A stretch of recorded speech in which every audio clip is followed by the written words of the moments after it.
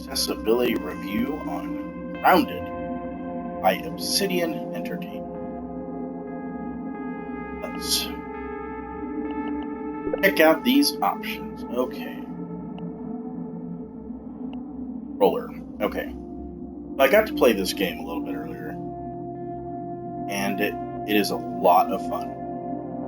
Brand new, so it currently has, the bugs and things like that, the standard bugs and a little bit of issues, but other than that, it's a fantastic game. I will say, this game lets you map anything. I don't know what these two boxes are for sure, but example is rent. Normally is the left stick, you click it like any.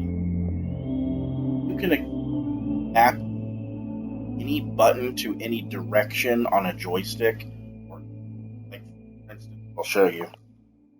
Go and factory reset it. So if you wanted to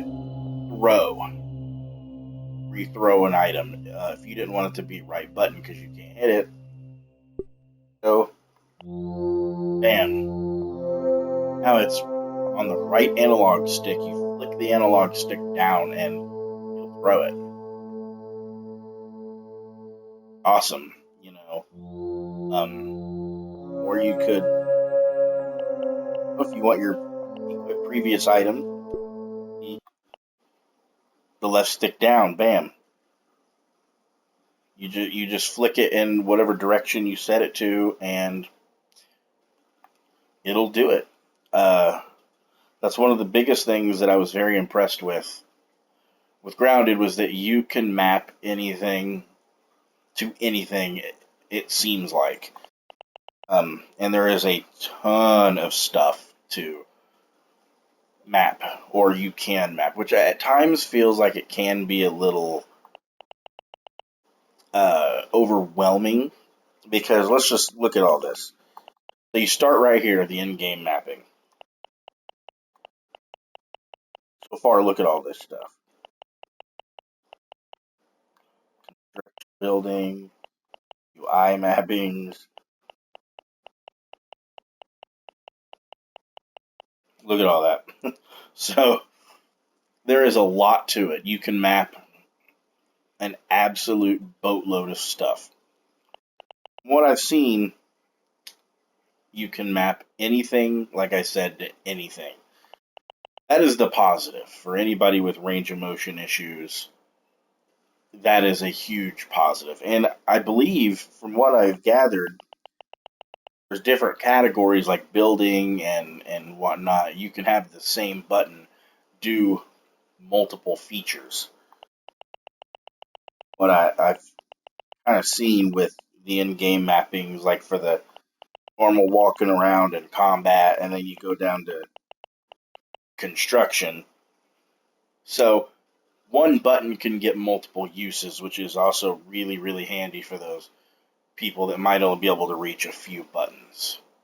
Very, very awesome on Obsidian's part to do that. I will say, one of the things I wish they did was have the default ability to have legacy sticks, because let's go back just a little bit. Open up your menu by hitting LB. It'll bring up your item menu. They did an amazing job where you only have to tap it. You do not have to hold it. Kudos. And that is what it always should be. But since there's no legacy sticks by default in terms of movement, when you want to go to an item, you have to use both analog sticks to get to items that are in the corner areas, which is kind of a hassle, but it is what it is. And for those who don't know what legacy sticks are, it's where on the left analog stick, up moves you forward, back moves you backwards, left turns the character to the left, and right turns the character to the right. And then on the right analog stick, up would look up, down would look down, left would strafe left, and right would strafe right. So, thankfully, I have the Xbox Elite 2, which allows me to program the legacy sticks on it. But not everybody has the money to afford an Elite 2, and a lot of people need to only have to worry about using one analog stick for the full functionality. That's where legacy sticks come in. And in this case, when you have to bring up the radial menu to select an item, it's difficult when you have to use legacy sticks. And I couldn't figure it out, but there's an item bar at the bottom, kind of like Minecraft, but there's no way to actually just scroll through the items. So, unless that's something I couldn't figure out, I think that's something that would be a very awesome implement in the future. Instead of having to bring up the radial menu and then use the analog sticks, being able to just tap a button and scroll through your various items like they do in Minecraft. Or be able to put legacy sticks in the game so when you bring up the radial menu, the one joystick will go through all of the items and it won't register as a legacy stick, except for when you're in the game running around. So that's a big thing that I think would be very, very helpful. Um, as far as that goes, let me see. They did it like again. They did a great job with you being able to tap a lot of buttons. Uh, a big one here. I'll set that back. Toggle crouch. Very, very good. Something that I'm very glad to see. Toggle sprint. Another very, very awesome thing, which a lot of games have that, but it's still awesome to see it there. And the ability to fully customize your setup is another huge thing. Go to the actual accessibility options. Okay. This isn't really in terms of accessibility for range of motion, but I thought it was kind of funny and really cool, actually. For people that's afraid of spiders, depending on how afraid you are, you can set the safe mode. That was something that was cool. I'm not going to speak on colorblind or any other accessible parts in terms of the large text and whatnot because I only have range of motion issues and I don't feel it would be fair for me to speak on matters I don't know about because I may say the large text is perfectly fine and it may not be for someone else. So I'm not going to cover that accessibility part. It really wouldn't be fair. But yeah, as you can see, I mean, they got good accessibility options here. And but back to the my disability that I can speak about is the range of motion stuff. And I give Obsidian a lot of props and a lot of credit because a lot of games don't allow you to fully customize every button and what every button can do. And they have allowed that.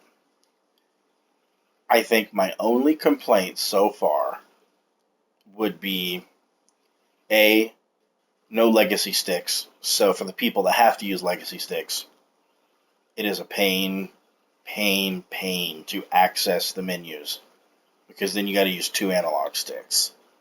And the inability to cycle through your inventory items with the tap of a button like they do in Minecraft. Or at least that I could find, I should say. Other than that, I think the accessibility area is very strong. Very, very strong. And I think they've done an amazing job with that. I mean, if you want to, as you have seen, map anything to pretty much anything. But if you have the Xbox adaptive controller, like I do, it makes it a lot easier as well because some buttons that may not be easily hittable can be easily hittable with the adaptive controller. That's a big props to Microsoft and them for their awesome work with that. But overall, I got to give Obsidian, if I was rated 1 to 10, 9 out of 10. They did a fantastic job. There's just a few minor things that I think could be implemented to make things a little better, a little easier.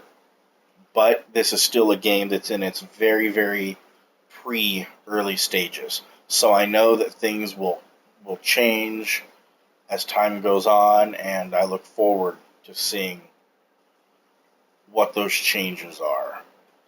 Um, but yeah, if you guys have any questions, please feel free to ask, and I will do my best to answer those questions. And in the immortal words of Bill and Ted, be excellent to each other.